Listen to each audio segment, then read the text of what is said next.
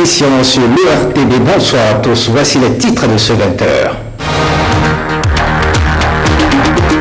L'AIC, l'association interprofessionnelle de coton, au contact des producteurs de l'Atakora.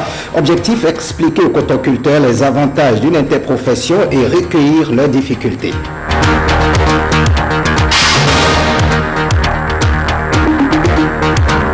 Relance du programme d'appui à l'emploi salarié édition 2016, récemment suspendu. Le PAES reprend ses activités. Adidjatou Matin, son ministre en charge du travail, a rencontré les jeunes à ce sujet aujourd'hui. Et puis le code foncier domanial commenté et annoté lancé ce jeudi matin. Le document de 512 pages vise à prévenir et régler les problèmes domaniaux au Bénin.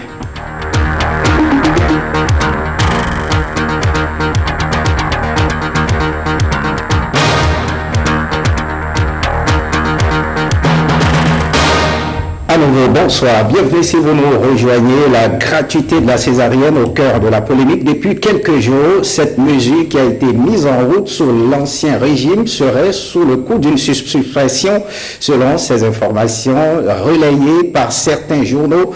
Pour savoir de quoi retourne réellement cette situation, nous avons interrogé la directrice générale de l'Agence de la gratuité de la césarienne. Écoutons ses propos au micro de Renaud Akapo. Des informations erronées distillées dans l'opinion publique évoquent une prétendue suppression de la gratuité de la césarienne comme pour alerter la population contre une décision fantôme, une décision qui n'a jamais été prise ni envisagée par le gouvernement du nouveau départ. Bien au contraire, le gouvernement du président Patrice Talon compte plutôt poursuivre avec la mesure de la gratuité de la césarienne, et ceci est d'ailleurs bien inscrit dans son programme de société, à l'instar de bien d'autres questions sociales auxquelles il attache de prix. Depuis le 1er avril 2009, l'État béninois paye un montant de 100 000 francs CFA aux hôpitaux agréés pour chaque césarienne réalisée aux femmes dans le cadre de cette politique de gratuité de la césarienne. 48 hôpitaux sont agréés sur toute l'étendue du territoire béninois pour offrir gratuitement la césarienne à nos femmes, et des efforts se font pour évaluer les plateaux techniques de nos formations sanitaires en vue d'étendre cette gratuité à d'autres hôpitaux.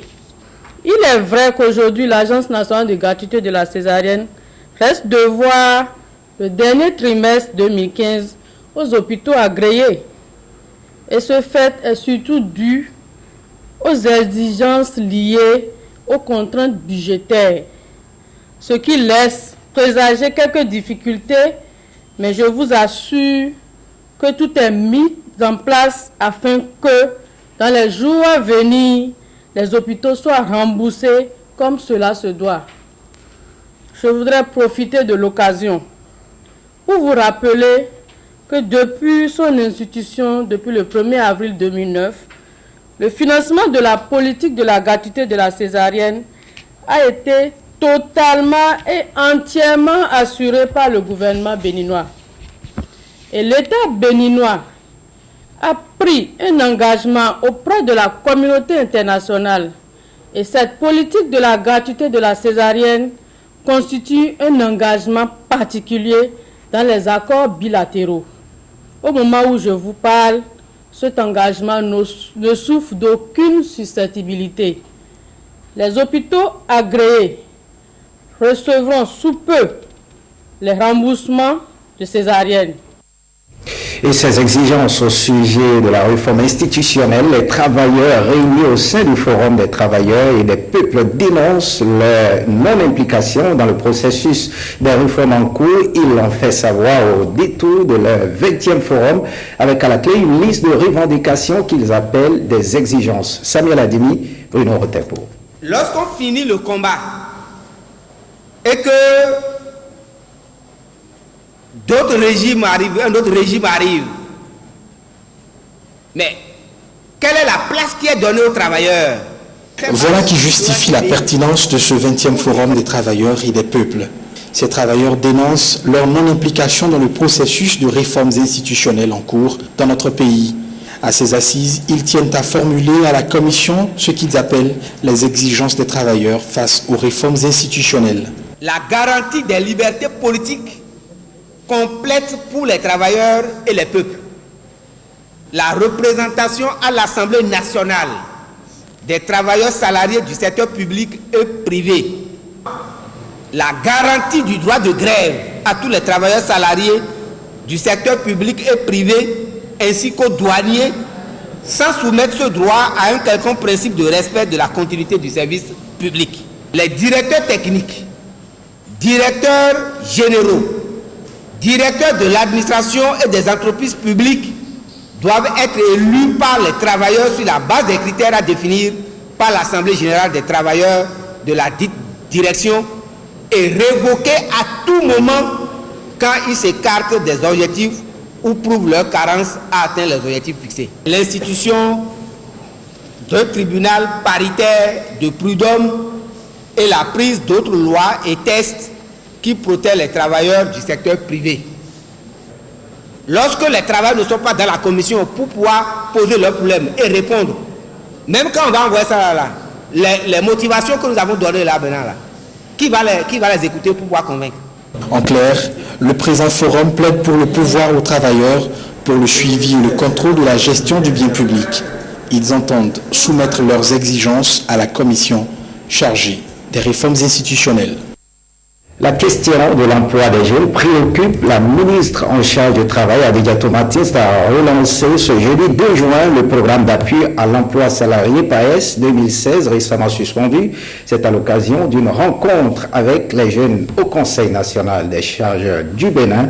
Mesmin Andisso nous en donne la substance. Bien des jeunes candidats au programme d'appui à l'emploi salarié PAES ont répondu présent à l'appel du ministre en charge de l'emploi. Faut-il le rappeler, le 27 avril 2016 coïncide avec la suspension provisoire du programme au titre de l'année en cours. S'en est suivi une désolation inouïe dans les rangs de la jeunesse. Mais fort heureusement, il ne s'agit que d'une suspension provisoire pour des investigations guidées par des préoccupations d'ordre moral, puisque des rumeurs ont failli discréditer la qualité du recrutement. Justement, les investigations ont pris fin. Je voudrais vous dire d'entrée de jeu que le programme sera relancé et sans tarder. Sur quelle base seulement 1700 candidats ont été retenus alors qu'ils étaient 2585 sélectionnés au départ? Il y en a qui sont passés directement par les antennes, ce qui est le principe de base. Il y a d'autres qu'on a ajoutés à la liste et qui n'ont pas forcément pris par ce chemin-là. Les 885 autres candidats seraient-ils ainsi laissés pour compte? Ils ne sont pas rejetés. Mais n'ont pas rempli les conditions non plus. Il faut qu'ils le reconnaissent. Ils seront pris en charge, comme l'a dit le DG, au cas par les antennes. Écouter, conseiller, réorienter. Connaissant le montant des allocations, les jeunes voudraient savoir si on ne pourrait pas l'augmenter. Nous verrons bien ce qui est possible. En attendant le renouvellement de leur contrat premier emploi professionnel, certains jeunes n'ont pas reçu leur salaire du mois de janvier. Mais pourquoi? C'est ce mois qu'on a utilisé pour relancer le programme. Et vous savez qu'un stagiaire n'a pas de congé payé. On vous a laissé prendre un mois de repos qui nous sert à faire les formalités. À l'expiration du stage, dans quelle mesure le contrat actuel du stagiaire pourrait-il déboucher sur un contrat à durée indéterminée? Je ne le promets pas, mais je l'ai dit, nous devons travailler sérieusement avec le secteur privé. C'est le secteur privé en principe qui est le premier créateur et de richesse et d'emploi. Quoi qu'il en soit, des millions de jeunes ont l'opportunité d'améliorer leur employabilité à travers ce programme aux objectifs bien nobles. Nous, gestionnaires des ressources humaines des structures d'accueil, publiques comme privées, prenons ici l'engagement de ne ménager aucun effort pour vous accompagner dans l'atteinte de ces objectifs. Pour compter du 1er juillet prochain, démarrent les stages des candidats officiellement retenus. La liste des 1700 sélectionnés aurait entre-temps été publiée. Autre actualité, Joseph Diobeno et un groupe de praticiens de droit ont lancé au Novotel la première édition du Code foncier et domanial. Commenté et annoté, ce document de 512 pages vise à prévenir et à régler les problèmes domaniaux au Bénin. Voici le reportage de Bruno Rotepo et Uxi Sozono. Au collège d'enseignement général d'Aglangandan, les chiffres du nombre d'arbres plantés sont sans cesse croissants. Ce 1er juin, les membres de l'ONG Action pour le développement et l'environnement ont mis en terre des plans afin d'avoir un cadre plus agréable et un espace plus vert. Je crois que c'est le lieu d'entretenir ce que nous avons mis en terre ce jour et ce qui existait sur déjà le site, nous allons continuer de les entretenir. Entretien de l'arbre, mais également la place qu'il occupe dans la vie des hommes. On est passé dans ce collège, planter des arbres, montrer l'importance de l'arbre. On a développé un thème sur l'arbre et son importance. On a parlé de l'importance de l'arbre sur le plan culturel, sur le plan de la santé et son utilité pratique. On a développé, montré les points essentiels qu'il faut sur l'arbre qu'on utilise pour fabriquer les papiers, les bois et les consorts. L'arbre est très important dans la mesure où il représente la vie. Une école sans arbre, c'est une école sans abri. Nous remarquons que quand il fait chaud, les enfants vont se mettre sous les arbres pour se protéger contre le soleil. Planter un arbre est un exercice simple qui fait du bien à l'environnement. C'était donc l'élément sur la journée de l'arbre au CGA Bondandan de Uxi Sozono. Vous aurez l'élément sur le code foncier domanial commenté et annoté dans nos prochaines éditions.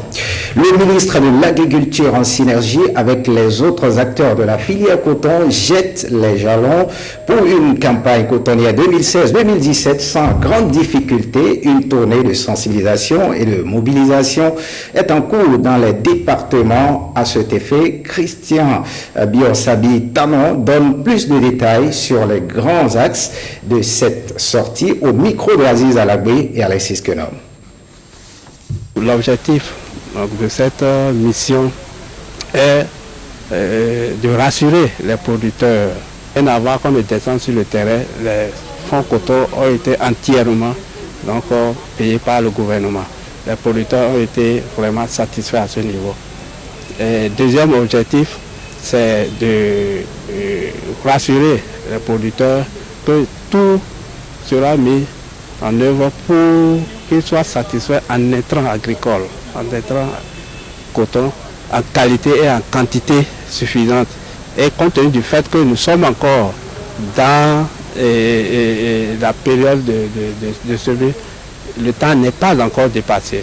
Troisième objectif, c'est également de les rassurer que la campagne de commercialisation de coton-graines sera effectuée avec toutes les diligences possibles, surtout au niveau du paiement des fonds coton. Et enfin, le quatrième objectif, c'est de recueillir toutes leurs préoccupations et de rendre compte à qui de droit. Quant au prix de cession des intrants, les prix n'ont pas augmenté. Et le prix d'achat au coton, d'achat de coton graines aux producteurs également est resté inchangé, à savoir 260 francs le kilogramme. Et sur ce même registre, le régime en place veut insuffler un nouveau dynamisme au secteur du coton. C'est ce qui justifie la descente de l'AIC, Association interprofessionnelle de coton, dans toutes les communes de l'Atakwa. Objectif est d'expliquer aux producteurs les avantages d'une interprofession et de recueillir leurs difficultés afin d'y apporter des solutions idoines. Kadmel Kapo et Michel Dakou. Une nouvelle ère s'ouvre dans le secteur du coton béninois. L'AIC, Association interprofessionnelle du coton, renaît de ses cendres pour le bonheur des producteurs. La nouvelle est allée aux cotonculteurs afin de les mettre en confiance et surtout les galvaniser.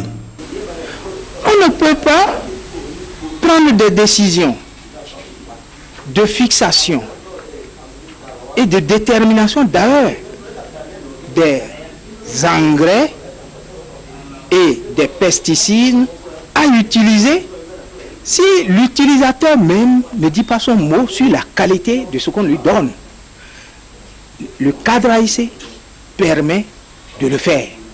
Il y a une discussion qui se fait entre les deux familles professionnelles, les égreneurs qui veulent acheter à un certain prix et les producteurs qui veulent livrer à un autre prix. Cette discussion se fait et il y a parrainage de l'État pour la définition, pour la fixation définitive des prix. Le paiement de 19 milliards 500 millions de francs CFA au titre de la campagne écoulée est ici perçu comme un signe de bonne foi du régime en place. C'est que l'AYA là, tout le monde était très content. Parce que d'autres disaient que l'AYA de coton ne venait pas avec le nouveau départ. Donc, c'est maintenant qu'on a reçu que il y a des futilités que les gens font, il y a des gens qui sont en train de décourager les producteurs. Mais malgré tout ça là, tous les problèmes qui est entre les paiements, tout est déjà réglé dans notre commune ici. Avec la nouvelle stratégie mise en place pour accompagner le coton, le producteur sait à quoi s'en tenir. Ainsi, le prix de cession des intrants et celui d'achat de coton-graines seront connus par avance. L'arrondissement de Guilmaro, où nous sommes, produit à lui seul 50% du coton de Kouandé. Pourtant, les producteurs éprouvent des difficultés pour évacuer leurs produits, faute de voies d'accès. Une préoccupation plusieurs fois évoquée lors des interventions. Le ministre de l'Industrie et du Commerce a semé craqué ce jeudi. Lazare Soweto a entre autres visité la zone franche industrielle de la commune de Semekoji. Cela lui a permis de s'imprégner des réalités de cet espace industriel. Monique Toron, Ibrahim Lawani. La zone franche industrielle de Semekoji, c'est un espace de 230 hectares. Le site est actuellement en pleine viabilisation avec l'installation de quelques sociétés spécialisées dans l'agro-industrie, les pâtes alimentaires, les détergents, le fer à béton. Nous avons démarré la viabilisation de cette zone depuis 2001, mais il faut dire que depuis 2012, nous avons franchement commencé à impacter la zone de façon positive. C'est pour agir sur l'investissement privé. Et vous savez, l'investissement privé agit directement sur la croissance économique. Du coup, vous avez observé donc une floraison d'entreprises sur les sites, réservant donc un certain nombre d'emplois potentiels à nos jeunes frères. Les responsables de sociétés dénoncent cependant quelques difficultés à se faire délivrer certains actes administratifs. On devait avoir l'agrément depuis longtemps, mais jusqu'à aujourd'hui, ça fait 2 ans et ça traîne, on n'a pas l'agrément et les partenaires s'impatientent. Notre administration ne suit pas. Lorsque quelqu'un attend un agrément au régime, à un certain régime du Code des investissements, depuis 10 ans, depuis 5 ans, c'est quand même pénible. Nous prenons l'engagement de nous intéresser très activement à cela. Autre problème majeur exposé au ministre du Commerce, l'insuffisance énergétique. Cette entreprise chinoise spécialisée dans la fabrication de fer à béton tourne au ralenti depuis quelques mois, faute d'énergie. Je mesure à quel point, sans énergie, on ne peut pas faire de l'industrie. Et j'espère que d'ici à la fin de l'année, comme le ministre de l'Énergie l'a annoncé, notre production nationale en matière d'énergie va connaître un coup de fouet, de sorte que ces problèmes pourront trouver quelques solutions. Avant cette visite, le ministre du Commerce et son équipe ont procédé à la mise en terre de quelques plans sur le site de la zone franche industrielle de Semekoji dans le cadre de la Journée nationale de l'arbre. Et puis, parlons de la Journée nationale de l'arbre. La communauté internationale a célébré ce 1er juin la Journée internationale de l'arbre. Dans le cadre de cette célébration, la mairie de Cotonou a une fois encore sacrifié à la tradition. Elle a procédé hier à la mise en terre de quelques plants dans le 13e arrondissement de Cotonou, plus précisément à Glar. Reportage de Wisdom Blibla.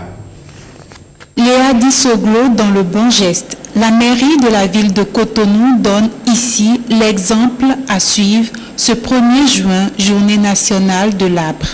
Si la délégation municipale a jeté son dévolu sur un centre de santé, c'est pour répondre à un besoin d'ombrage souvent ressenti par les patients. Nous sommes ici à Glas, dans un centre de santé qui a manifestement besoin, disons, de couverts végétal pour permettre à ces patients de, disons, se reposer, de se délasser et de se protéger du soleil.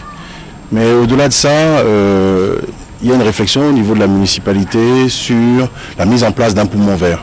Cotonou manque cruellement d'oxygène et c'est vrai que planter des arbres, notamment des arbustes, c'est une bonne chose, mais je pense qu'avoir dans la ville de Cotonou, à l'instar de ce que nous avons vu à Ouagadougou, disons un parc qui permettrait à la ville de respirer comme nous le souhaitons, est vraiment ce sur quoi nous allons nous pencher dans les semaines et les mois à venir. La mairie de Cotonou annonce qu'environ 1000 plants sont mis en terre dans toute la ville ce jour.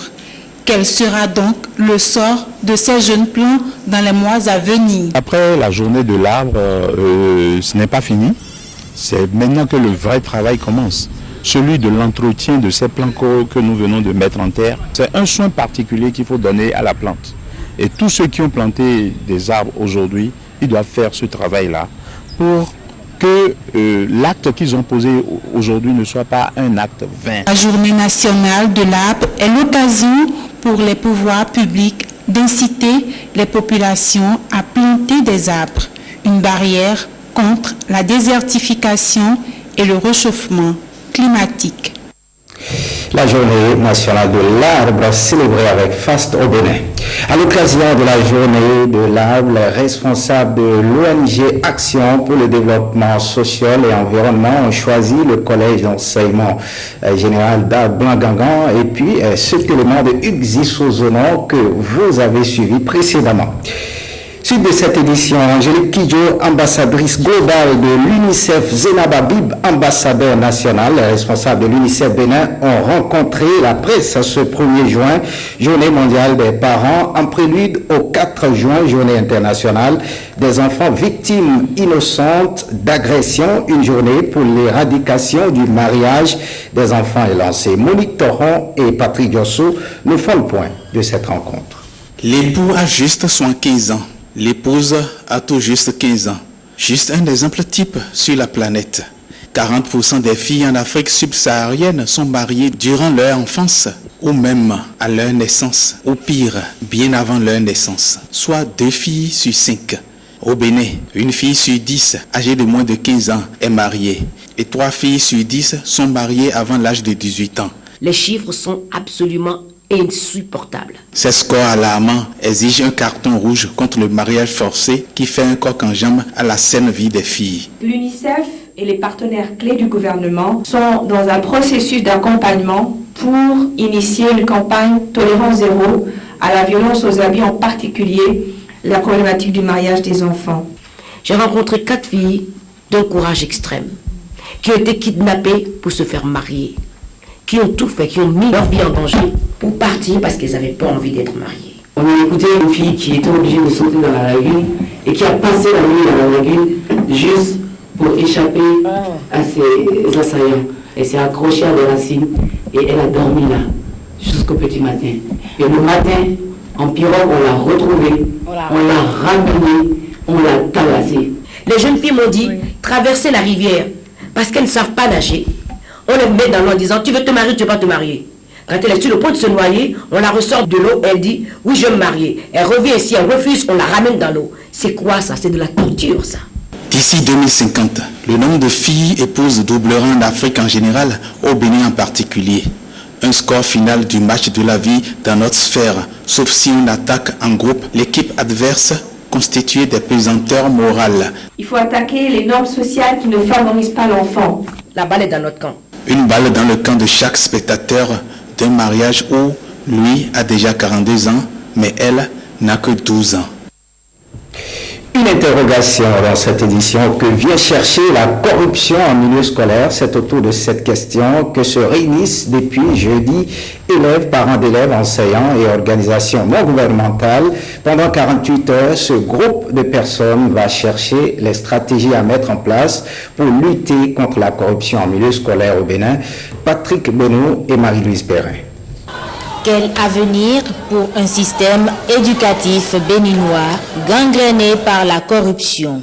Que faut-il faire pour réduire la corruption dans les collèges? Faut-il laisser ce fléau gagner du terrain dans les collèges? C'est à ce questionnement que le Forum des éducatrices africaines dénommé FAWE Bénin invite les différents acteurs du système éducatif béninois à réfléchir. La corruption est un mal qui ronge en silence tous les efforts que nous menons pour garantir une éducation de qualité aux jeunes hommes et aux jeunes filles dans nos établissements scolaires. C'est alors pour cette raison que des acteurs du sous-secteur de l'enseignement secondaire se réunissent pour proposer des stratégies de lutte contre un des fléaux qui tue notre système éducatif. Il urge d'agir pour faire face à ce mal qui mine dangereusement la société béninoise. Comment reconnaître la corruption en milieu scolaire? Les manifestations sont multiples et multiformes. Nous pouvons citer par exemple le comportement des élèves, et notamment les élèves filles, qui charment les professeurs pour que ceux-ci arrondissent leurs notes. Il y a également des jeunes garçons qui donnent de l'argent à des professeurs qui façonnent leurs notes afin qu'ils aillent en classe supérieure alors qu'ils n'ont pas les compétences requises. Ensuite, il y a aussi le comportement de l'administration qui rançonne les parents d'élèves pour des raisons multiples. Au terme de cet atelier, les acteurs du sous-secteur de l'enseignement secondaire vont sortir un plan d'action pour lutter efficacement contre ce fléau dans les établissements scolaires du Bénin. Et on parle toujours éducation. La Confédération estudiantine et scolaire de l'Afrique CESA lance ce jeudi la 6e Assemblée générale ordinaire. L'objectif de cette initiative est de favoriser l'intégration africaine à l'étape estudiantine. La cérémonie a eu pour cadre l'auditorium de l'École nationale d'économie appliquée et management, ENEAM. Le reportage de Francis Faton et Wilson Blibla.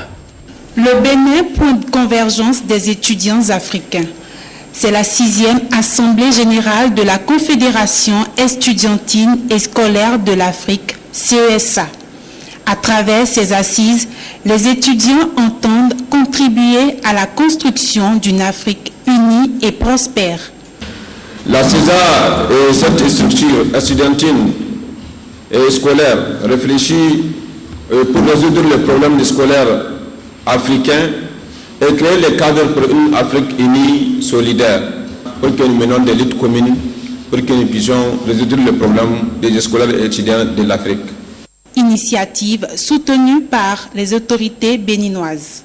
Les quelques jours que vous aurez à passer ici à Cotonou vous permettront donc d'élaborer des perspectives que vous allez soumettre à vos gouvernants pour que vos gouvernants, vos autorités sachent que vous-même, en tant qu'étudiants, que vous voulez participer à la résolution des problèmes qui se posent à vous sur vos campus universitaires. Mettez à profit votre séjour sur cette terre bénie afin qu'à l'issue de vos travaux, vous puissiez faire des recommandations constructives pour édifier nos nations. En marge des débats, les participants auront à visiter des sites touristiques pour une meilleure connaissance du pays d'accueil. On finit par ce lieu d'espoir pour les écureuils. La justice a levé ce mercredi l'interdiction de l'organisation de l'Assemblée générale élective à la Fédération béninoise de football. Une interrogation à présent. Cette décision du juge peut-elle changer la donne pour les écureuils que le public espère voir jouer dimanche contre le Nzalang national de la Guinée équatoriale? Élément de réponse avec William Bassabi. Grosse lueur d'espoir dans le feuilleton de la suspension du Bénin par la Fédération internationale de football association FIFA et la tenue du match Bénin-Guinée équatoriale de dimanche prochain. Le juge du tribunal de Porto Novo a levé mercredi l'interdiction de la tenue de l'Assemblée générale élective à la Fédération béninoise de football, motif principal invoqué par l'instance faîtière du football pour sanctionner le Bénin le 9 mai dernier.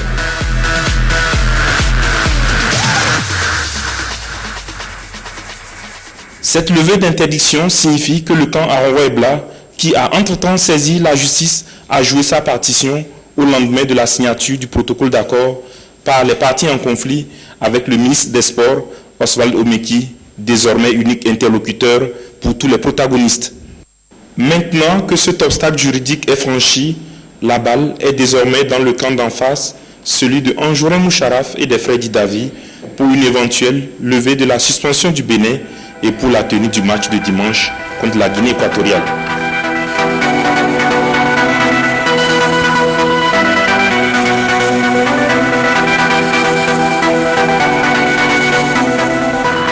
En attendant ces délivrances, Ouma Tchomogo, le sélectionneur national et ses poulains se préparent assidûment pour l'explication de dimanche prochain contre le Nzalang national de la Guinée équatoriale. Eh bien, cette lueur d'espoir pour les écureuils et également pour les Béninois. Faites ce journal. Merci de l'avoir suivi. Retrouvez cette édition sur le site de l'ORTB, www.ortb.bj. Merci de votre fidélité. À très bientôt.